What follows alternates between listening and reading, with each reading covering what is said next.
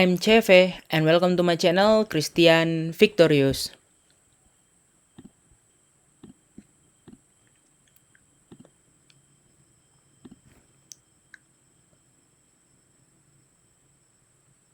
Oke teman-teman semua, berhubung ya video tadi pagi udah lumayan langsung rame. Jadi banyak banget pertanyaan yang belum terjawab dan ya hari ini bukan hari ini ya, video ini akan menjawab pertanyaan kalian. Oke. Nah, semoga langsung wajib tonton teman-teman. Jangan lupa dulu di subscribe bagi yang belum subscribe. Ini sekali lagi baru-baru ini aku minta subscribe ya. Langsung di subscribe, langsung di like videonya ya. Nah, jadi menanggapi berbagai pertanyaan, aku bikin dulu videonya karena udah nggak pernah ya aku ngonten sore-sore. Ya ini baru mau ngonten sore-sore lagi dan bentar lagi aku bakal nge-gym, jadi aku sempatin lah, nggak apa-apa lah ya kan, nge-record dulu nih, kita upload. Oke. Nah, jadi pertanyaannya adalah yang pertama mengenai apa ya? Mengenai Bitcoin ya. Kapan kira-kira Bitcoin itu naik? Karena itu kan Bang turun ke berapa, ke 20, apakah langsung mantul terbang ke 100? Bang, apakah kalau turun misalnya nggak sampai 20 apakah terbang, dan terbangnya sampai berapa? Nah, itu kan banyak banget skenario yang bakal terjadi sebenarnya. Nah, tapi di sini mungkin kalau kita bikin trading plan itu nggak cukup kita bikin satu teman-teman. Ya, aku udah siapkan sekitar 3 trading plan, tapi aku nggak bakal buat lagi lebih dari 3. Karena apa? Karena eh, nggak bakal apa ya, nggak bakal kita bisa fokus pada satu plan. Nah, lebih baik kita fokus pada minimal 2 plan ya, karena 2 plan itu udah paling baik. Karena kalau nggak A ya B gitu. Jadi kita nggak perlu bikin yang terlalu banyak kalau sekian sekian sekian, karena kita bakal bingungnya nanti. Pertanyaannya bakal kayak gini, kira-kira ini udah benar nggak ya kira-kira naiknya, atau ini benar nggak sih turunnya, apakah memang sampai segini atau gimana. Nah, kita akan menyebabkan bingung sendiri. Oke. Nah, jadi aku bakal kasih beberapa pandangan kepada teman-teman ya. Jadi sorry video ini nggak diedit sama sekali, jadi aku langsung upload aja. Oke. Nah, yang pertama kita lihat dulu Fear and Greed Index ya. Jadi hari ini pertanggal 22 Februari jam setengah 4 sore ya.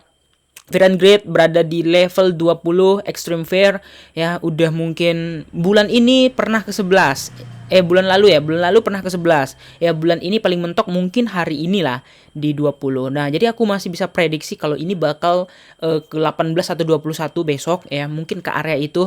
Nah, di situ cocok banget sebenarnya untuk main scalping. Tapi sekarang juga kalau untuk scalping, untuk ngelong itu udah bisa teman-teman ya. Itu udah bisa karena di 20 ini udah apa ya? Udah rasio yang kalau dihitung itu rasio pemantulan yang menyebabkan bakal ada momentum untuk naik dulu sebagai bentuk recovery daripada market. Kan nggak mungkin ya dong ya kan turun terus gitu kan, nggak mungkin ya kan tiba-tiba anjlok terus. Pasti ada tempat di mana dia merasa ini adalah support terbaik, ini adalah titik terbaik untuk memantul, dan orang akan serok di situ. Tapi secara major trend memang sengaja diserok di situ biar apa? Biar pembentukan yang namanya pattern. Ya, kalau nggak ada pembentukan pattern artinya jelek banget, artinya pergerakan marketnya tidak pakai pola. Nah, kayak gitu teman-teman. Oke. Nah, jadi pertanyaannya adalah ya, kapan Bitcoin naik? Oke, kita pakai historical ya. Aku pernah belajar sama Master Gema, mungkin teman-teman tahu ya Master Gema siapa, udah nggak perlu dijelaskan, best Indonesian trader. Dia selalu bilang kalau history repeat itself ya. Jadi banyak banget ya yang bilang kalau Bitcoin itu mengalami cycle pemanjangan, yang artinya lightning cycle. Katanya Bitcoin mengalami siklus memanjang, yang artinya tidak ada halving. Tidak ada, maksudnya tidak berpengaruh terhadap halving, dia bakal kayak saham.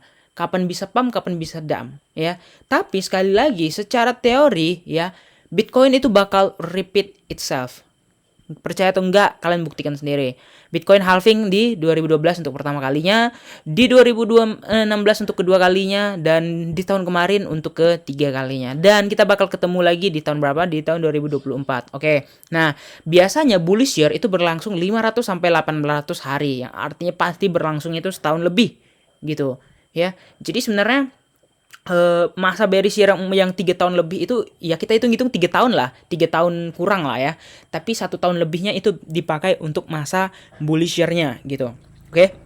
Nah, jadi jarang banget kalau masa bullish year itu kurang dari 1 tahun, itu jarang ya. Yang terjadi aja di 2012 ini 500 hari kalau dihitung. Dan yang paling panjang itu sebenarnya di circle 2016, 2017, 2018 itu panjang banget, sekitar hampir 700 hari lebih ya. Nah, jadi di sini ya pertanyaannya adalah Apakah Bitcoin akan naik setelah 2024 April? Nah, kita ingat ini ya teman-teman, ini projected yang artinya ini bisa aja sebenarnya bergeser. Kemarin ada yang prediksi, ada yang bilang Februari atau gimana. Ya, tapi sekarang udah rata-rata ya. 80% dari berbagai macam blog, dari berbagai macam dari Twitter juga sumbernya udah aku cek, nanti aku kasih buktinya. Sekarang belum aku buka Twitter. Dia memprediksi bakal terjadi di April. Oke. Masuk akal. Karena yang pertama itu Juli ya. Juli. Kemudian harusnya di sini tuh Juni. Oke. Kemudian dia makin turun ke Mei, kemudian di sini April ya.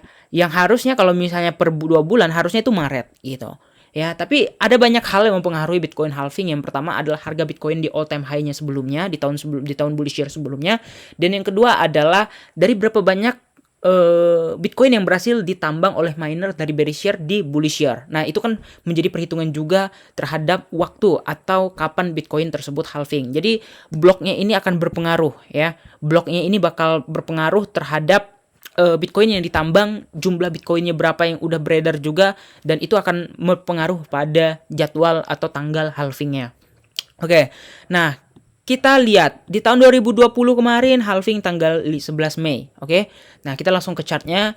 Di tahun 2020 ini adalah 11 Mei, 12 Mei-nya udah bisa kita bilang sebagai bullish year ya.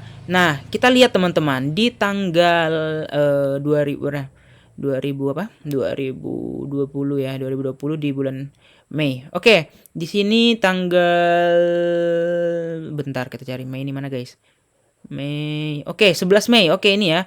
Candle yang berwarna hijau. Oke, di situ ada sedikit price action terhadap Bitcoin halving ya, tanggal 11 Mei di sini. Ya, ini 11 Mei ya, kita gariskan. Nah, ini adalah Bitcoin halving ya. Ini adalah Bitcoin halving dan teman-teman lihat price action yang terjadi setelah Bitcoin halving itu benar-benar memulai yang namanya kegilaannya. Bayangkan tuh dari situ tuh, ya kan? Kita coba hitung nih returnnya berapa nih, guys, ya. Misalnya dari titik dia halving itu kan candle-nya candle hijau ya, artinya closing dia di atas. Ntar kita cek dulu. Oke, price range ini coba di sini ya, dari sini ya teman-teman ya. Nah, sampai ke pucuk kemarin 69.000 ya, kita dapat return Bitcoin sebesar 600%. Itu udah banyak banget teman-teman kalau Bitcoin. Bitcoin itu mahal. Sampai 600% itu artinya udah luar biasa. Sampai dari tanggal halving ke all time high-nya. Oke, itu adalah halving. Nah, kita lihat materi-materi atau penyusun-penyusun pattern sebelum dia halving ya. Aduh, sorry error. Kita ulangi. Guys. BTC, oke. Ini ya Bitcoin ya. Oke, lanjut di sini kita bakal melihat materi-materi yang terjadi sebelum Bitcoin halving di tahun 2020. Oke, di sini ada drama ya, Bitcoin udah sempat terbang selama beberapa minggu dan itu adalah mungkin price action atau dampak karena menyambut Bitcoin halving. Ini tuh bulan Maret ya, bulan Januari ya, Januari, Februari, Maret, pokoknya habis Desember, awal 2020 tuh naik gitu. Jadi orang tuh udah euforia, guys ya. Orang tuh udah euforia karena tahun ini Bitcoin halving, bentar lagi pesta besar-besaran gitu kan. Itu udah bakal mendarah daging. Nanti di 2024 kita bakal buktikan sendiri betapa senangnya kita nanti di semua grup, di media segala macam udah bakal bahas Bitcoin halving, ABCD segala macam ya. Oke. Nah, balik lagi kita ke sini. Nah, kenapa ada dam itu, Bang? Itu ada dam yang cukup besar. Ini adalah Maret ketika waktu itu corona benar-benar gila. Ya, aku ingat banget, guys. Ya, waktu itu pokoknya Bitcoin tuh terjun lumayan parah waktu itu. Ya, aku waktu itu sempat beli 100.000 aja waktu itu Bitcoinnya. Dan terjunnya itu lumayan loh. Sebesar 63% kalau ke week bawahnya. Ya, dari 10 ribuan ke 4 ribuan waktu itu. Ya, nah 3.000 malah. Ya kan? Bayangkan dalam 1 bulan dalam 1 bulanan ya Bitcoin bisa terjun sampai 65% karena corona, karena COVID pertama kali. Benar-benar ekonomi kacau, semua sektor kacau. Tapi nggak berselang lama ya, dia kembali balik. Dia nutup gap. Dia punya gap sebelah sini teman-teman ketika ketika berita corona ya, dia nutup gap. Dan gapnya tertutup di bulan Juli, artinya udah sekitar 3 bulan setelah bulan Maret itu. Oke, dia nutup gap dan ketika Bitcoin halving itu masih di bawah gapnya. Nah, ketika Bitcoin halving ada apa yang terjadi, Bang? Sebenarnya satu teman-teman, Bitcoin halving tidak merasakan dampak yang begitu signifikan. Bahkan ini udah halving ya, sempat terjadi koreksi lagi ya. Di situ udah mulai apa ya? Mulai skeptis, mulai bingung. Kenapa Bitcoin halving tapi harganya nggak ngelonjak, nggak A, nggak B, nggak C, ya. Itu yang menjadi pertanyaan waktu itu. Ada yang sampai bingung kenapa dan kenapa. Kemudian terjawablah ketika di sini bulan Oktober. Nah, yang aku bilang ya, setiap bullish year parah itu mulainya setiap mulai Oktober, karena September ya, ini bulan September selalu ada yang namanya correction. Ya, Agustus, habis Agustus ini 31 Agustus ya. Besoknya langsung September, langsung koreksi. Setiap September ingat, itu selalu bulan September atau Rektember. Nah, jadi kalau udah bulan September itu udah jatah kita out market, maksudnya out spot semua, kita tunggu di bawah untuk belanja, gitu artinya. Oke. Nah, jadi kita mulai dari Rektember itu ya, kemudian naik sepersekian persen ya, mengalami bullish yang mengalami bullish yang sangat-sangat luar biasa ya. Nah, itulah yang terjadi. Nah, jadi satu nanti, misalkan ya for sentiment ya, mana? Nah, sentimennya nanti 14 April ya, bisa jadi kita nggak langsung merasakan. Gitu. Bisa jadi Mei-nya ngedam, Juni-nya ngedam, Juli ada kenaikan, Agustus ada kenaikan. Nah, September-nya bakal parah dibanting ya.